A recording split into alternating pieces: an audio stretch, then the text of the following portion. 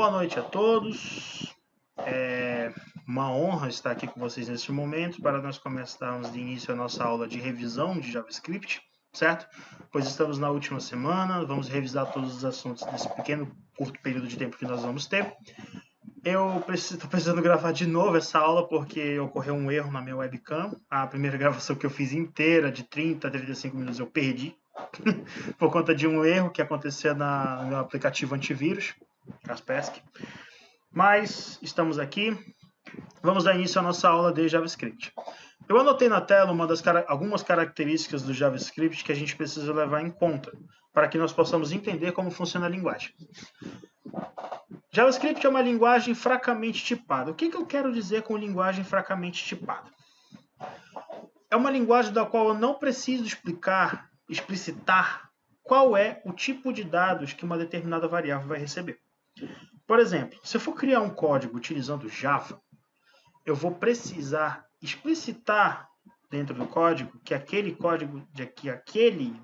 variável ela vai ser do tipo inteiro. Vamos tentar criar um exemplo aqui em Java para me mostrar para vocês como funciona. Vou criar aqui um teste.java. Ok.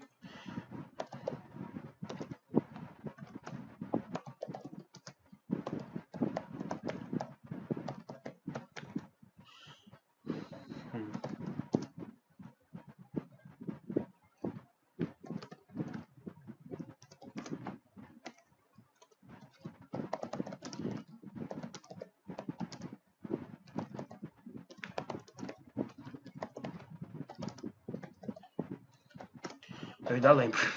Isso aqui é só um exemplo, tá? Não precisa vocês saberem disso aqui, não. Vamos lá.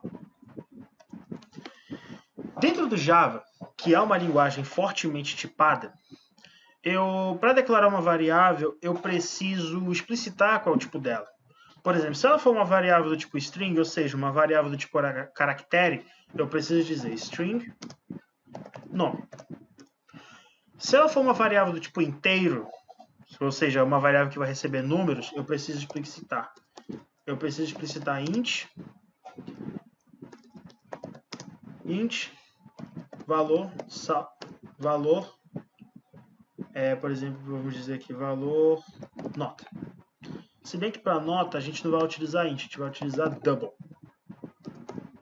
Ou seja, isso quer dizer que essas duas variáveis, nome e valor nota, elas vão receber apenas valores do tipo string e do tipo double, respectivamente.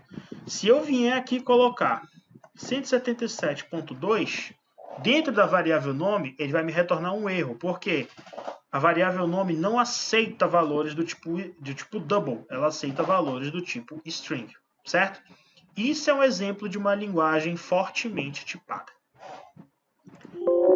Como nós estamos falando do JavaScript, ele se trata de uma linguagem fracamente tipada, ou seja, eu não preciso declarar o tipo de dados que ela vai receber. Ela só vai saber que tipo de dados é quando eu atribuir valor a essa variável, ok? Para isso, nós vamos utilizar a palavra reservada let. Eu poderia utilizar a palavra reservada var? Poderia. Mas eu vou explicar para vocês o porquê que eu não vou usar ela. Vamos lá. A palavra reservada var, ela é uma palavra que identifica a declaração de uma variável dentro do JavaScript.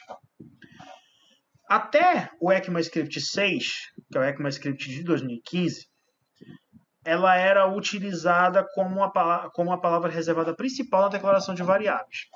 Vamos declarar aqui uma variável chamada saldo conta, que é igual a R$2.100. Quem não queria ter 2.100 na conta, né? Vamos lá. Uma das regras básicas da programação, quando você está começando, você não pode declarar duas variáveis com o mesmo nome. Vamos criar uma outra variável aqui chamada saldo conta também.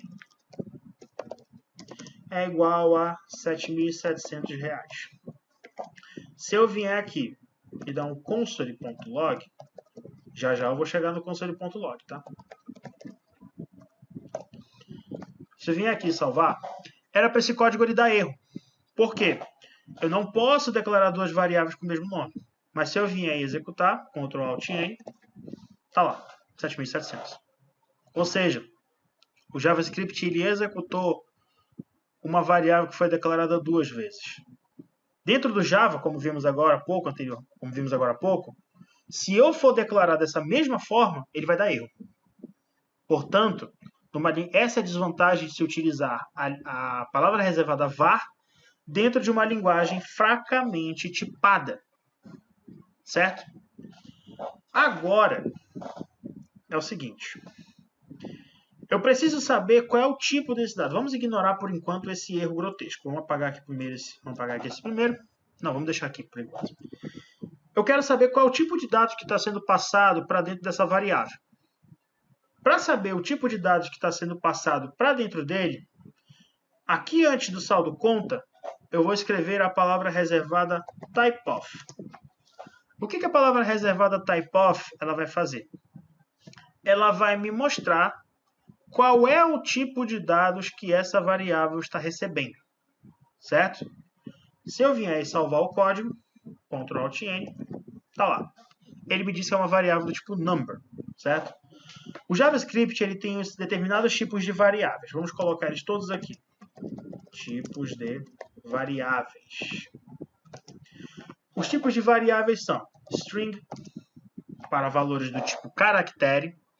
Lembra do pseudocódigo? Pois é. No pseudocódigo nós tínhamos caractere e cadeia, que significava cadeia de caracteres. No JavaScript é o tipo de dados string. Para números nós temos number. Para valores do tipo lógico, ou seja, verdadeiro ou falso, ou true ou false, ele tem o boolean.